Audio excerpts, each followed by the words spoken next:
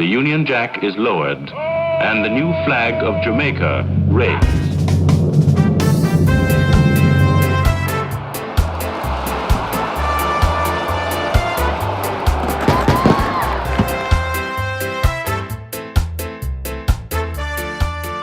Everybody's in fear, everybody's in a panic because we have been victimized.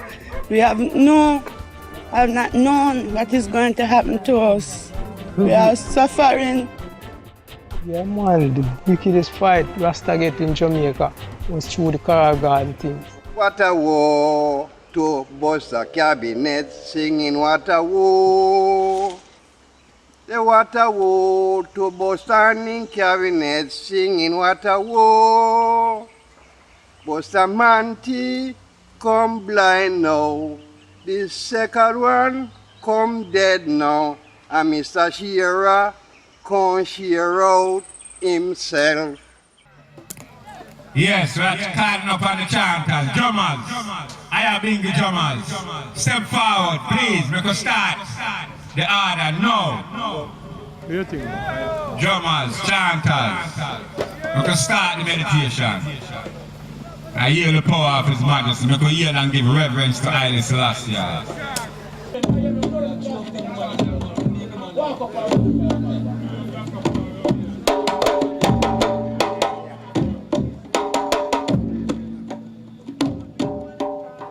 I was beaten, sent to prison without a cause. Well, we tell God no. It is a very long story.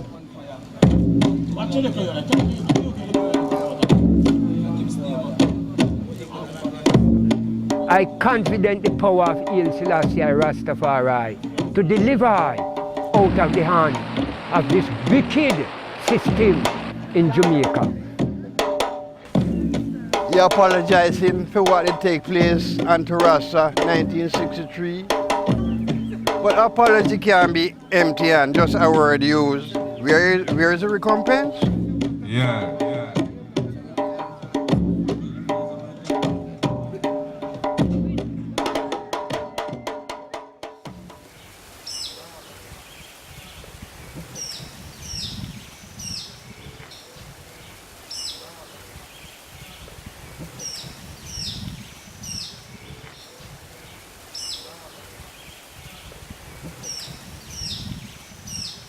While Jamaica is arguably one of the most beautiful places in the world, it is also beset by a per capita murder rate rivaled only by Colombia and South Africa. Most observers attribute the high rates of murder and violent crime to the various failures of the Jamaican economy and the development of political partisanship during the mid-20th century. As the People's National Party and the Jamaica Labour Party built their constituencies, political gangs developed to intimidate voters and cement political garrisons. Leaders of these gangs maintained close links with politicians, creating a situation that would later become known as political tribalism. I saw men from Tivoli go to the police vehicle, park before the Tivoli court, and throw a bomb inside. The vehicle exploded and caught fire.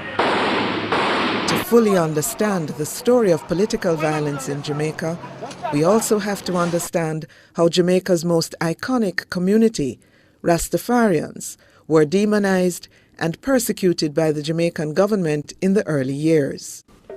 Capture the high and the nobles, don't you know we have a net? Capture the high and the nobles, don't you know we have a net? Capture the high and the nobles in the round. And for many years, Rastafarians were concentrated in a community called Bakawal. This community was adjacent to Coronation Market, the largest market in Kingston. In 1966, Bakawal was razed by then Minister of Development and Welfare Edward Siaga, who sent bulldozers to destroy the ramshackle dwellings that had been erected, ultimately replacing all the residents with supporters of the ruling Labour Party. Rastafarians were dispersed to other areas of the country where many had already taken up residence in rural outposts and hilltops. Some in Jamaica consider this dispersal to be the single most formative moment in the movement. but it was preceded by a string of persecutions.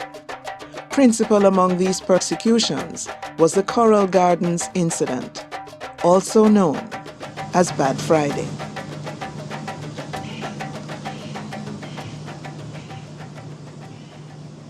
My birth full name is Isaac Wright, born 1935. Here come the Rastaman. My name Enid. Enid what? Empress Enid Steele. Yeah, you come out with it. You see what now? Come over hills and valleys and plains. My birthplace is Sun Rivers. My post office is Cambridge. I went to Bickerset at school, which I get great knowledge. But you with loyalty, with loyalty, with loyalty to Jah. My name is Fillmore Albaranga. I come to the Rasta movement in 1936 when I saw a photograph with His Majesty Emperor Haile Selassie.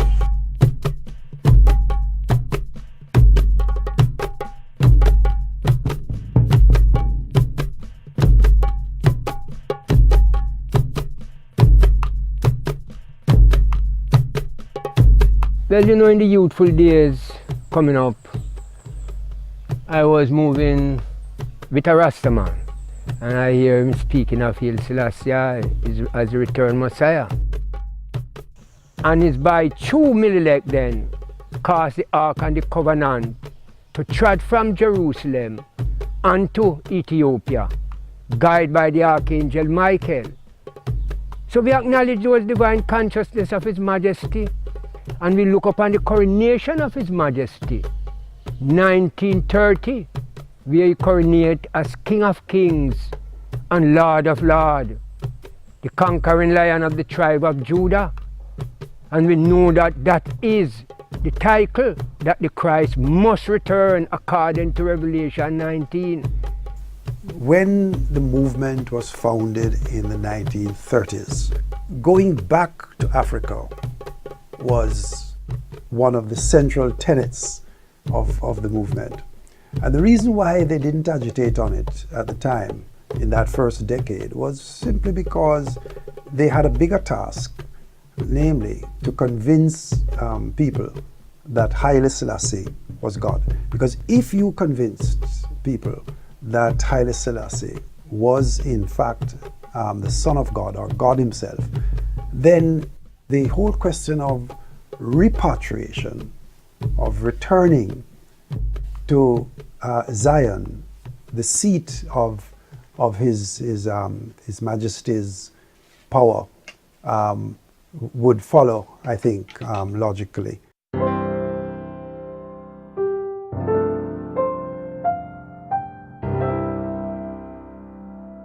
The system was very cruel to anyone who did not conform or did not seem to conform to their thinking. I mean, it happens at school, it happens in the workplace. So you began to see the different types of abuses and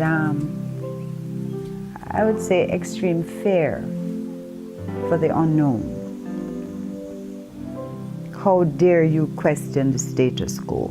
And that basically was what Rastafarians were doing. One time, you know, according to how the government look at it, Rastaman was like, you know, workless and, you know, people never look at them as upful and conscious people. So, you know, police would have just harass you for nothing at all, you know. In truth and in fact, Rasta was like a species in Jamaica where we have to stay on the edge of society. Like you have to stay both in the hills. You can't venture too much in the city and town. They don't want to see you, you know, because them figure say you bring certain light to the people. My name is Selborne A. Reed. I'm an ex-Jamaican policeman, retired detective inspector. I recall even in my own growing up, Rastafarians were not accepted per se as ordinary citizens. Eventually I joined the force, and I recall that in our shooting range, the targets were oftentimes the image of a Rastaman with locks placed there. And in our mind, that was the look of a criminal. And so we would use those images as targets. If for any reason, if they catch you with like a weed and you go to jail and you're a Rasta, the first thing they do is trim you. My observation of how the security forces treated Rasta, that for me was the biggest deterrent, you know. It wasn't, I could deal with my father like forsaking me because I know he would come around eventually. I could deal with people in the community who think that, well, all right, from you step up to the faith of Rasta, this is the end of it. But you see, the way how the security forces treated Rasta, it was like not a very attractive thing. The first tribulation on the Rastafari movement in Jamaica was 1950, when a man by the name of Wappy King go on the Palisades Road, which is the Norman Manley Airport Road. And there was a Chinese girl and a Chinese boy on the beach. And him kill the boy and rape off the girl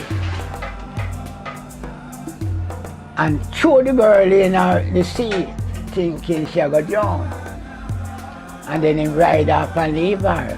When she get rescued, she told the police that it's Rasta because the guy have on him beard. But him didn't have on no hair on him head. He was a rascal under the disguise of Rasta. So when him do him wickedness, him go shave off. So there was a man who saw him coming from that way on a bicycle and know that the guy is that kind of guy and see him trim off him beard. So he report to the police that guy. But the girl said, while him and her, he must be what him doing raping, she crop up his face, which have a whole heap of mark in her fingernail, you know, mark up his face. So everywhere them see a Rasta, them take knife and cut off him head off his face. I search for them mark they know to find out. So every man who have a beard was being persecuted for that. And one morning, when I push a car, I have a little contract, go to Alpha. Come from Alpha, I see a crowd in Coronation Market. When I look and ask why, them say a Rasta man who sweep in the market. Police beat him up and then carry him gone to hospital, public hospital. So when the policeman then come down there, then catch all the Rasta man then by their nuts, so you know. And hold them, you know, and put on something and bite the stick on them, you know, the button, and catch them drum, and step in at the drum and throw all the drum them in a fire. And we start run, we have to run from them because they have tear gas. First, you had Prince Edward Emmanuel's convention.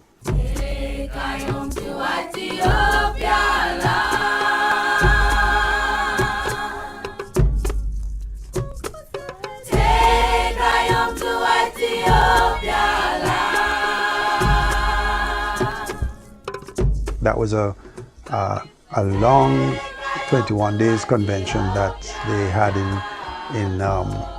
over in Bakawal, and with the expectation, according to some people, that they were to return to Africa at the end of that. The following year came Reverend Claudius Henry's Decision Day on October 5th, 1958, which was Decision Day, when the world would see the miraculous repatriation to Africa.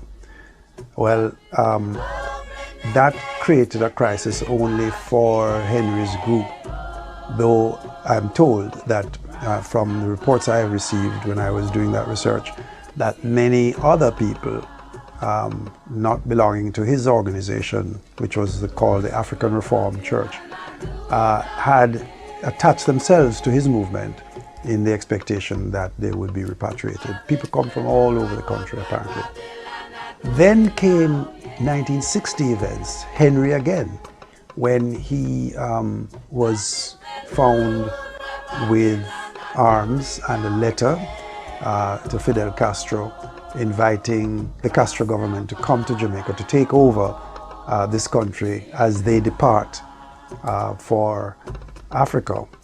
And that was the crisis that was precipitated for the movement, generally speaking. The Reynold Henry case was disposed of within 6 months. In fact, from the time that Reynold Henry was arrested, was tried in the Supreme Court by a jury in a court that was presided over by the then Chief Justice.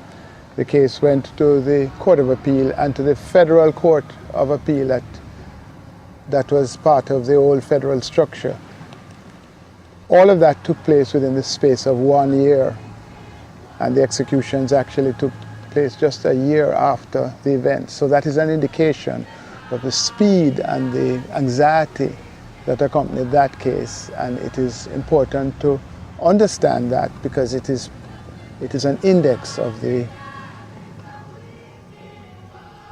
sense of fear and terror that persons who did not understand the Rastafarian movement, or persons who felt badly about it, felt adverse to the Rastafarian movement, how they reacted to the Covent Gardens trial.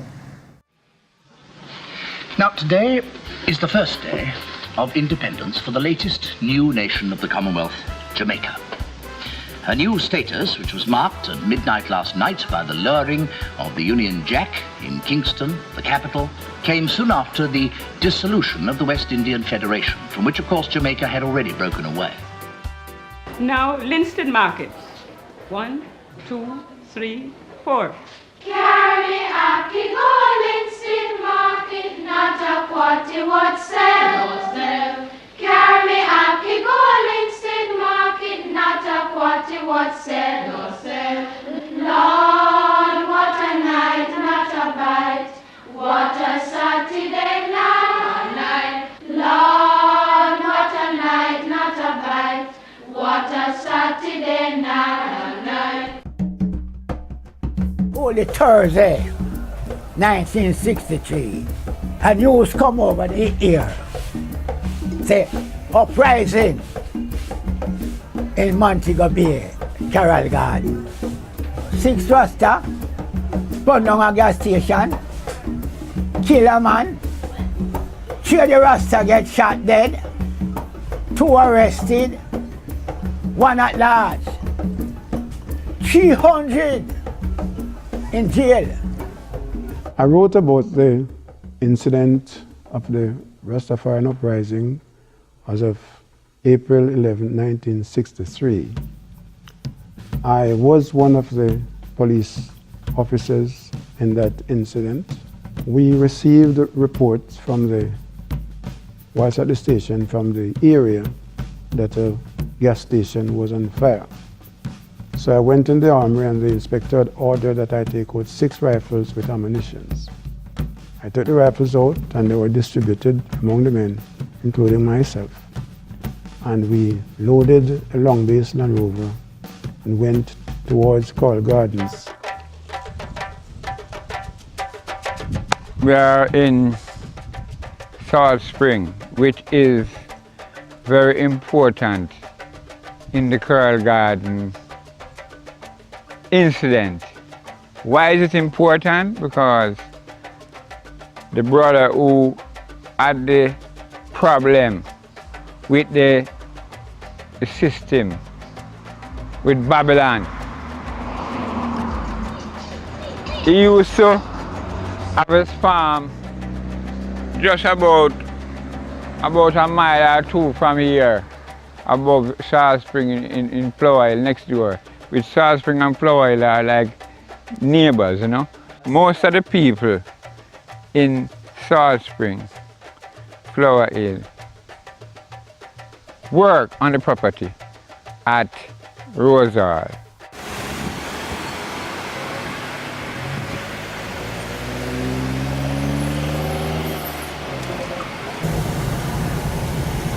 My man will never, no, never.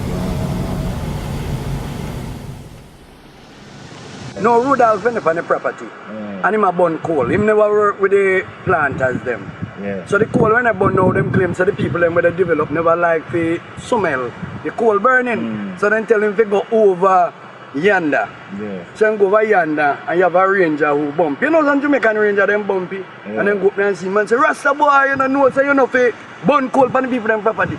So the thing now, they have a place down in the sun and white gut.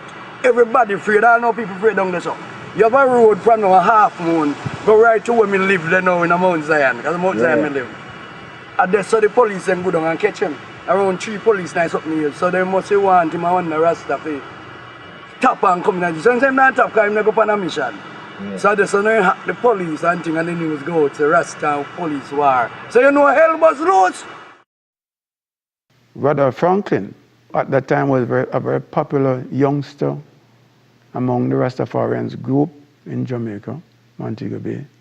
And not only was he popular among Rastafarians, but he was popular among the underprivileged youngsters in the entire area. So now we have Rudolph as we father. Because you know, most of we call him we father. To how him used to treat us as young youth. My name is Sheena Franklin. I am the daughter of Rudolph Franklin. He always come, you know. Me see people running up and down. You don't know who is here. Rudolph. They wonder to myself because I was so small. They wonder to myself, say, who is this man that everybody have to, you know, run up and down. Rudolph is in the place and things like that. And one evening we coming from school.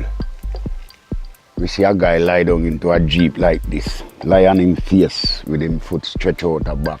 So everybody tried to wondering, who is the person? So we didn't know who is it until about 8 o'clock in the evening. There's a man come from out where we were living and tell us that Rudolph get shot today. No, that was 1961. Yeah, 1961, October. I know Rudolph. I don't know his whereabouts, where he live. I don't know nothing about him. I only know that I buy coal, I buy corn, I buy peas, beans, and I buy okra from him. That's what I know. I don't know nothing. I don't know if he was a bad man. I don't know if he was a good man. Until I hear that them shoot him. Rudolph's father died and leave a lot out of Carl Garden. When he go on the lot now, he start chop it down and burn coal, and they then make them start farm. Till they get the land clear now, then start farm. After they start farm now, Rosal manager, they send workers over there to check what the man they do. But then say a Rosal, then they pan. So after them go there and check you out and carry back the news to the manager. Say then they farm this and then they farm that. Then say alright. Then they set up for good when the project start reap. When they start reap the project now, then carry a battalion of police go there. And when they go the battalion of police go there, then chop down, they reap what they reap, pumpkin, melon, every little thing what they see they reap it. And after they reap it now, then the order to chop it down and then chop it down. Alright, for the first time, the girl say to them, say, man, I'm not a quarters here now. I have my title and thing, I make me a lawful here. Then say, man, you come down too much from Rosal. So you have to advance up further up. I grew up in a farming community. I love to see plants grow. And one of the things that I had to do whilst a young cop in Montego Bay was to go out with the bulldozers to bulldoze farm crops on the Carjar's property. These people would have gone on the property, they have no permission, and cultivate their crops. And so they were trespassers. And so the headmen would call the police.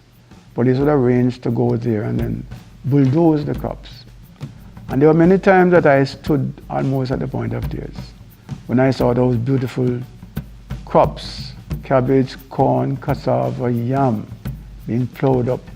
Then go back there the second time and then do the same thing. And after they reap down what did they know? But I said, no, what is this? See me try clear. Then say, man, you come down too much from Rosal. So hard branch up, second time. Then chop down and reap for them to reap and go away. Third time, I'm going to come back now. Rodolph got one machete, plant corn. So when the police then go there, and Rodolph got the machete. He said, drop it, Rasta man, drop the cutlass, drop that cutlass. Rodolph said, but imagine. When you come up here with the gun, bayonet and all different kind of thing, and I Rasta man tell you, say, if you drop it. And I got I cut this the farm, my perform, my little perform. And you come tell me if you drop my cutlass. 3 bullets then give him. He was working in one of the Carjar's place, a part of the Carjar's property in Carl Gardens area. And of course, he was planting marijuana. Well, the police went there not to raid him for marijuana, but to execute a warrant for him to leave the Carjar's property. And it so happens that the day when the police went there to serve him this summon, he was uncooperative, and there seemed to be some altercation between himself and the policeman who had gone there to serve him the summon. And the police shot him. He was not dead, he was injured, and he was taken to the hospital and stayed maybe about 3 months in the hospital before he was released. After he was released, he was taken before the court, tried, convicted, and sentenced to time served and 3 months in prison. He was a very hurting man, and when he came out of prison, he vowed that he was going to take revenge on those who had caused him to go to prison. I see him in the hospital, and him get 9 months of prison. And after he come out back, he was with me a little time still, because him crumble for he come sell him little something, you know. So till me yes, they kill Rodolph. Rodolph kill man at Carroll Garden. Me no know who on him. Me no know which part name Carroll Garden. Right. Instead of make the man get his medication to keep him, they send him man to prison at 68. When he released from prison, check back his doctor because infection, him feel him belly start to swell. Him declare a policy that I think him find 5 more men with himself and declare a revolution. I blame him not because I done nothing wrong. I was a headman for the property where he didn't do nothing. Just before the Carroll Garden incident, the Sunday evening, I was living in Flankers, and he came and looked for us and didn't tell us what he was going to do.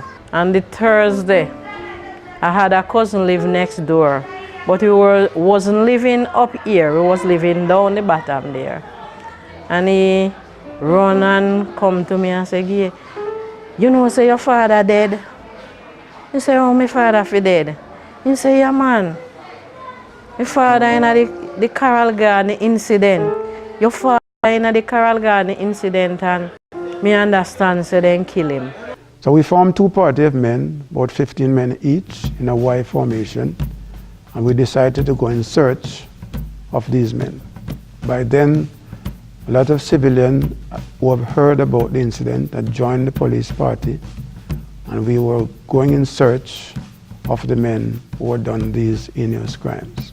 We saw about 5 or 6 Rastafarian men coming towards us. And they paused for a little while after they saw the police vehicle. Then we got out of the vehicle, and one of the men in my party took up his rifle, aimed at the men. He pulled the trigger went off, but the gun did not go off because of course there was no ammunition in the gun. So when the Rasta men observed that the gun did not go off, they more or less thought that the guns were either defective or they were not loaded. So they spurred on, they began to shoot arrows, and then they attacked the police. The police was defenseless, and the citizens who thought that they had to do something because in their opinion the police was not in charge of the situation. So they formed themselves in vigilante groups. And the fact that they heard that Rasta men were involved, they decided to search out for every Rasta man. In fact, whether you were black, white, yellow, or blue, professor, or just anybody, even if you wear a beard as a little status symbol, you'd be regarded as a Rasta man, you would be beaten and taken to the police station and locked up. Babylon, your throne gone down, gone down. Babylon, your throne gone down. I hear the voice of the Rasta man say,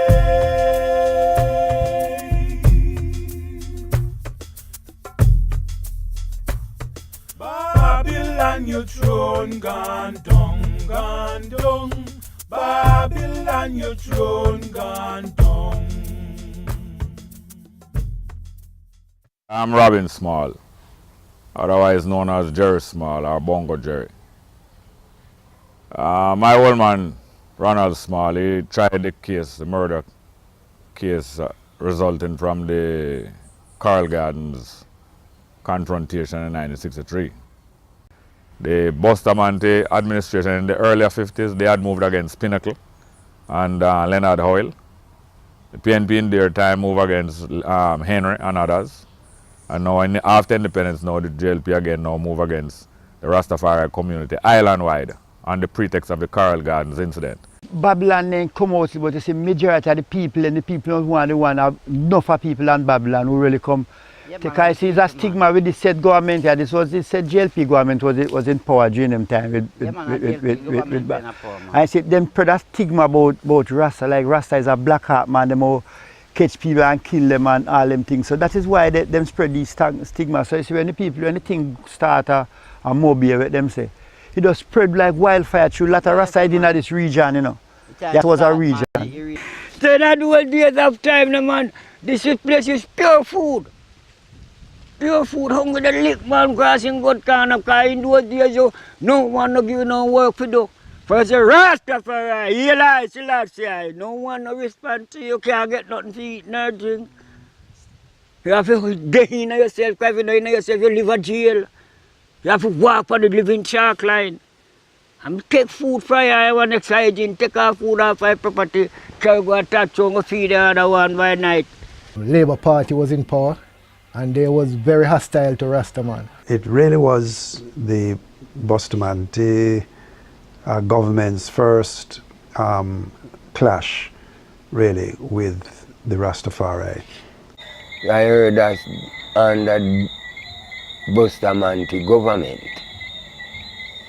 them time the Rasta just come in, and Rasta was treated brutality underneath that government. Because from his Rasta, him said, you must go to prison or you die. Because then catch all Rasta from have little ear and thing, him say must shoot first and inquire after. And Mr. Bustamante, he say, carrying all Rasta man dead or alive. He say, who can hold a 14? We hold on the chimney tree. When him say the jail can't hold them, throw them on Boghill. Yeah. Bogle is the cemetery in Mobile. That means to kill them. So we never like them sounding. Did you know?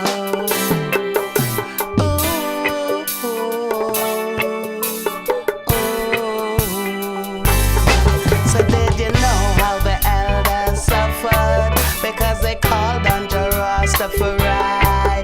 So did you know how the elders suffered to bring this liberty to I and I? So did you know how the elders suffered because they called on Rastafari? So did you know how the elders suffered to bring this liberty to I and I? Star newspaper came out and said, bringing all Rastas dead or alive. And that was a very frightening experience for me in 1963. And when I read the news article carefully, I realized that one of my school friends was the one that got shot. That night I went down to visit my girlfriend, and after I left I was walking along Dome Street and a whole lorry full of soldiers just swarmed down on me and started asking questions. I got so frightened I said, please take me to the nearest police station. And it was at the police station now that the whole revelation of what the incident took place, because I met at the police station my schoolmate from primary school that used to live right here, and he was a policeman. And he's the one that began to tell me the whole incident. He said on the night of the incident, he was on patrol, and when he saw the young Rastas somewhere down in the bushes there, he got frightened, and he went against instructions and took out a cartridge and put it in the gun and into the gun against the instructions of the inspector, and fired and shot my schoolmate. I am a brethren, so we're gonna have a little smoke. We go for that, we go catch a fresh now, we go collect with little money. All we hear, police, come down. Rasta, who no kill good police. And from that, they take us, beat us up, put us into a jeep. We are in there for 31 days before I was sent to General Penitentiary, which was even a wrong prisoner sent me. Because for first offense, I used to go to the farm instead of the general. I was tried half naked because they beat my shirt off. So that's the way I try. Mr. Pilot say unto me, Mr. Brissett, I can do better. I have to send to prison. I say, Mr. Pilot, you say, I see you. Did you say I do something? So you see, when my day come, I'm gonna dribble your cup. And I mean it even now and forever. What is your name? Oh, Noel Bennett. And you're born? Born in Jamaica, in Cardwell, April 43. My name is Winston Ferguson. I was born in Barnet Lane, in 10 Barnet Lane, 1942, 5th of October. My name is Alan Bennett. And when were you born? 1935. My name, as called unto the flesh, Frank Garden. My name is Justin Reed. I was born in South Spring in 1923. My name is Enos Aldine. I born 1934. I was born in Westmoreland, 1920. My name, Ivan Sama. My name is Caswell Shakespeare. I was born January 20, 1937.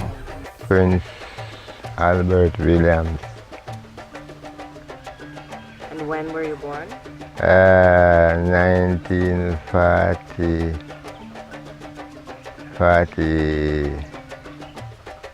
47. Thomas Lyon, my name was. Thomas Lyon. Yes. All right.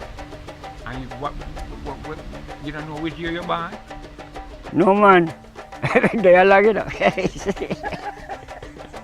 I was born 1932, the 15th day of March, at Montego Bay Strand Street, 10 Strand Street. Well, in my experience of Coral Garden, personally, I was in the hills, in our St. James Hill here, burning coal for 6 weeks, cutting down coal wood to burn for a coal, that we can get it to cook into the stove.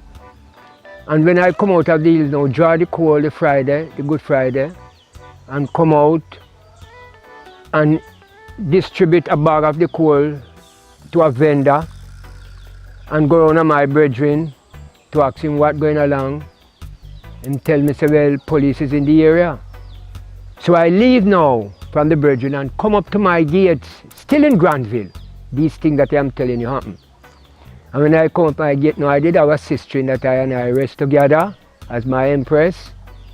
And then I trod now to a higher hills called Charman, where I farm, do my little farming and so on. And was in Charman Mountain for around 4 days until I leave there and trod to St. Elizabeth and the daughter. Called there to the part of St. Elizabeth where I trod, called Cedar Spring, is around 28 miles from Montego Bay. And we trod all night. And when we reached there, they clean out. So when we were there with our brethren now, called Bongo Levi, and tell him what happened, the people them now, when I was going up the hill, tried to stop I from enter the area of the brethren house then. So we mustn't go up there. So I asked them why. Them said because Rasta killed police a Montego Bay. Cause Ghanaian come down pan and I. And then come take an eye now. Murder an eye. Do many things with an eye. And send me back in prison. And they grabbed me. And they put a rope right round me, you know, make sure that they rope me good on foot, head. And they tell me like bananas. Come up to me yard and when I handcuff we and handcuff we. One of the policemen say,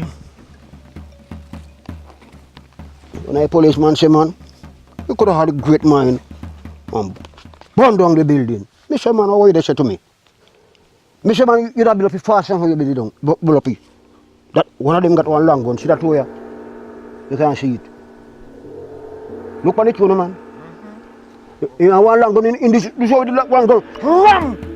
Pan it to the two head, move! One of my sister bend it and scream out. He says, you scream out? Not me, I said, no, wait till I go down, sir. I don't jail. While I was in Wakefield, touchdown Trelawney, on the 12th of April 1963, where Buster Manti and Harley regime come down to say, kill Rastafari. And them take I from Wakefield, in fact them cruel to I from Wakefield to Montego Bay. When I go to Montego Bay, I have to kneel on my knee at 14 and put me on my head and shut up my eye. It's on go high self, no lick high self. To every man have a privilege, if you dig out your eye, there's nothing unto the government. In night time, you know, they usually beat Rastas and shoot them and all them things and lock them up, and some get prison and some get jail and pay some cash and find them, and some go to prison. The government said we carrying all Rasta dead or alive. Either their head, cut out their head or carry them in, or kill them and carry them in, no charge. Let them take away 3 year imprisonment. They carry me to the Montego Bay jail right in the center of the town. They beat us, then do everything to us. When we ask for water, they push us out in the broiling sun. And they wait until when the sun hot. When you look at the concrete, man, you see the heat coming out of it. And they take up the hose, they have the water hose personally. And they touch it on the hydrant. And they spray us in the water, in the middle of the sun. The night was come down and them trying to them search me, because they want me. Then we call out.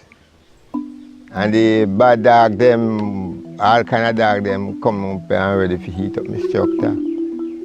But seeing as I was a humble youth at them time there, they couldn't heat I up. So I'm in the war them. They just turn up on you what them have to say. Then carry me to jail. Beat me very properly, beaten from the generation. And then carry me to jail. And then lock I down. And then lock I down now, I believe then give I bail. And sentence me for 30 days in prison. The first sentence that. I don't see the half of Carol Garden incident because I was at North Gully and I couldn't go round and round to see the half. I couldn't walk out because it was danger. Which I tell you from the beginning that I was pregnant, okay? Well, the Wednesday when I got up, I hear some people like over the other yard, they talk, Rasta kill man, Rasta kill man, Rasta kill man. Them start to fling buckle, fling stone at our head, and I slip them then. And some they jam I with stick. But the one that I was watching keenly is the big, strong black guy that have a big rope. Call it around a 3 inches rope. Feel like you know cast a cow. So every time in the real rope now for cast I know. I burn lightning and thunder and earthquake and I seen fear. So I start burn the said words them, lightning and thunder, and struck him out and go up on the hill quicker than him. That stone we killed me there. Yeah, and they kick off my door. Yeah. And they turn up my face, turn down my face and turn me back. And they got me back a beat with the riot button and gun butt. So all my ribs them broke. 2 of them broke. They give me some lick, all in my head. Man, me some fool man, piss up myself. But me I tell you bingy. And when I look, I see man no from a leaf with stick, stone, machete to heavy weapon them have. The man barrack broke up boy them that the soldier them. A blue suit them have on with helmet. Gun, one of them take the gun and lick I right at the head. Right here, so I lick I drop clear like down. And the time I drop about 7 of them a pure kick. Raise I up back. I bleed from this side right onto the hurt. You see the second morning, then take you out one by one. And batten the buck up and batten the buck up and batten.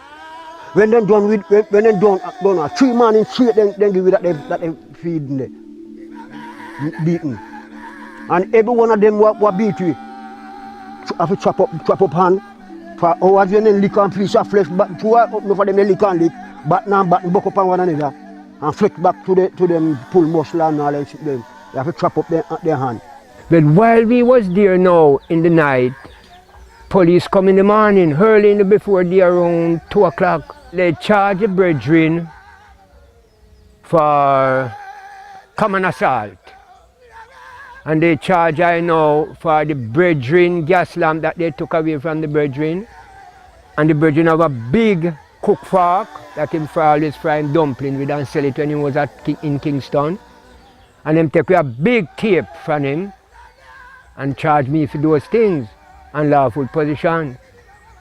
Well, we spent 7 days in Black River Police Station, and on the 8th day now, they transfer us to Balaclava Police Station and carry us to Balaclava Courthouse.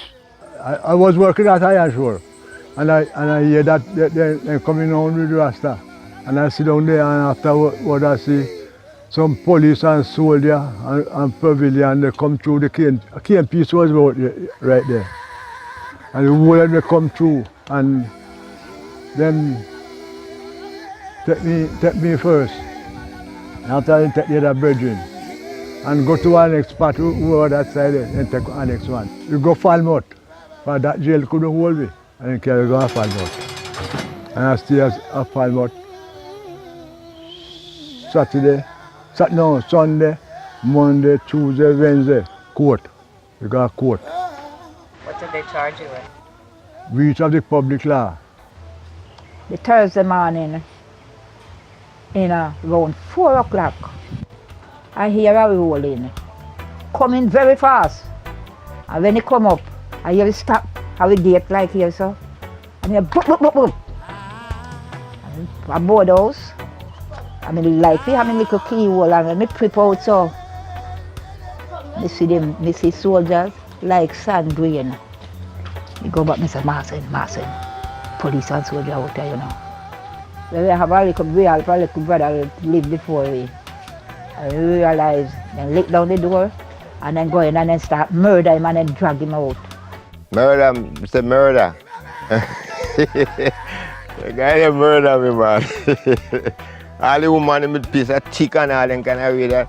And then they show down for me, I said, them beat me if you kill me. Stone, iron, everything they find. Yes.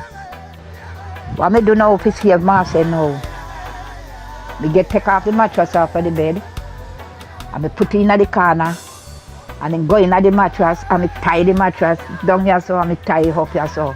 And I hold the head, the breeze can go in now. And so I get to save him from brutality with the big belly. Taking the Friday night, have the baby the Saturday night. Death road. But I say I not go in a hospital because if it is judgment, I not go. I stay there till Almighty Jah help me and then take out the baby for me. See, I bleed till me white. White, like piece of white cloth. Then I have no blood in me. And at 7 days the baby live. 3 spoonful of tea, no breast until him die. The Friday, it was more wickedly.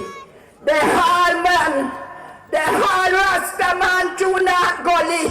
And so then they hard them, they kick them, they turn up, then jump a Rasta man. The memory of the struggle that Rastafari have gone through, supposed to stick with I and I. In the 60s, we never have so much car, we never have so much money amongst Rasta. But guess what? There was a love and there was a unity. We need to cooperate our divine energy together and to unite round the divine consciousness of Haile Selassie and to love one another supremely. We have a responsibility and we have to make sure that this government is answerable to what happened to Rasta in 1963. And we say this without any apology.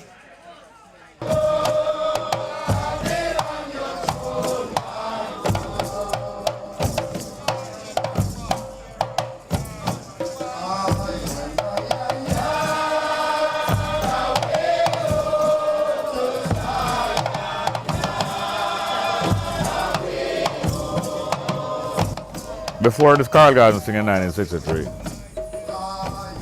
you used to hear frequently of people getting 7 days or 30 days or a few months for smoking, possession and even trading in ganja.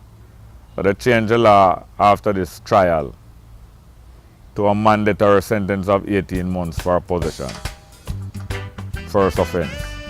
And it was used as a blanket law to pull in people, Rastafarians especially, who are giving the government trouble, perceived trouble, political and otherwise. Even if you were in possession of a few grains of ganja or even ganja seeds, but not actually the leaves of the ganja, you could be charged for a criminal offense. And it didn't only affect the poor people and the working class people. It affected everybody in the society. It not only meant that here was an oppressive tool in the hands of the police, but it also was a tool that led to the corruption of the police force. And the long-term effects of that, I think, are still being felt in the Jamaican society today. I think the idea came from the parliamentary debate which took place when the PNP government was in power. I think it was 2007. There was a debate initiated by Mike Henry, who has always personally been very vocal as an advocate for reparations. And he proposed a motion in the House of Representatives, and everyone who spoke was very strongly in favor of the concept and the principle that a reparations claim should be made for the damages caused by the atrocities of the slave trade and the slavery institution. My role in spearheading the parliamentary debate rests in the essence of one, and I think it is the truth, that we have never had a political decision on reparations. It is my firm belief, and I stand ready as my independent person to take it to the International Court of Justice. But I think it would stand more support in that area if it has a political decision by an elected Parliament of Jamaica. And it would allow all the politicians hiding behind merely platform speeches and still cowering to the British government to not recognize that all we are demanding is that what you paid to the slave owners, you must pay to the slaves. I think the way we're supposed to get it is, reparation with repatriation. And we're not talking about for slavery. We're talking about this government around here now, a them response, because I see them Labour government and them present now in our parliament. I think them are the ones to address this thing. That means influencing the political system. That now would have to be left to the real believers in Rastafari, because they've looked on politics as politricks. Now therefore I maintain, and this is a totally Mike Henry position, I believe that that voice comes through religion. I believe that once we recognize Rastafari as a religion, we recognize marijuana as a sacrament of the Rastafari faith. Just like the wine that is used in the ceremonies of the Roman Catholic Church or any other form, then you place Rastafari in the social context of Jamaica.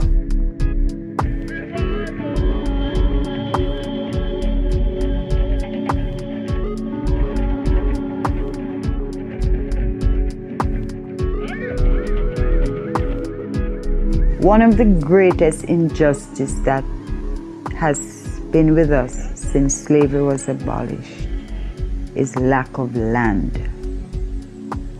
90% of Jamaicans are squatters. That's what we're called, squatters, and can be evicted from any piece of land at any time without notice. It takes away your total dignity. And so if nothing else is given, I think the black people in Jamaica should be given lands, legal tenure to lands. I think land makes you, being a landowner, gives you honor.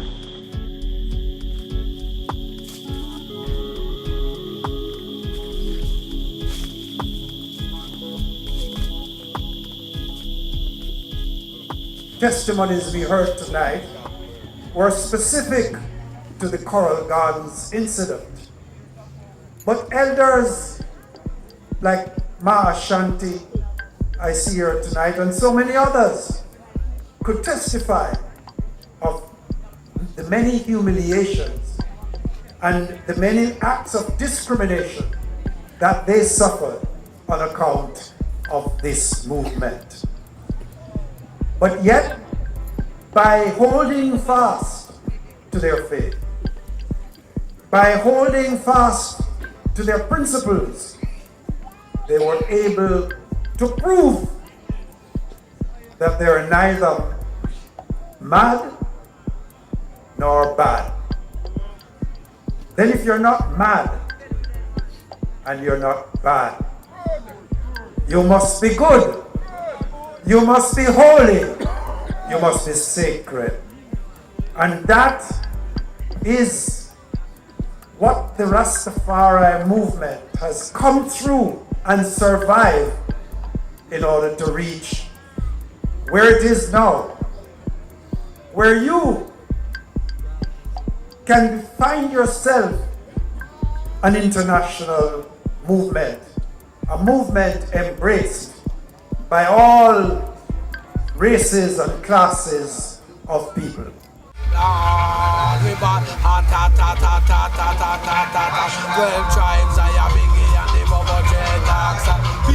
Every year, Rastas commemorate the 1963 incident through drumming and personal testimony, testimonies like those you have heard here. But the annual commemoration is about more than what happened in 1963. It is also a celebration of how much Rastafari has thrived despite this history of persecution. And it is a window onto how the whole country holds legacies of Western imperialism, racial slavery, and political nationalism. These are the historical foundations of contemporary violence in Jamaica and throughout the Americas. And this is what we must now all fight to overcome.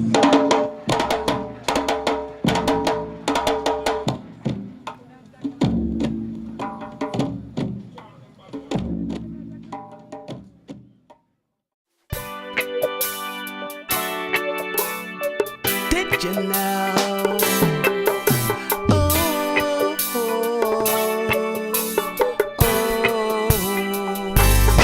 So did you know how the elders suffered because they called on Rastafari?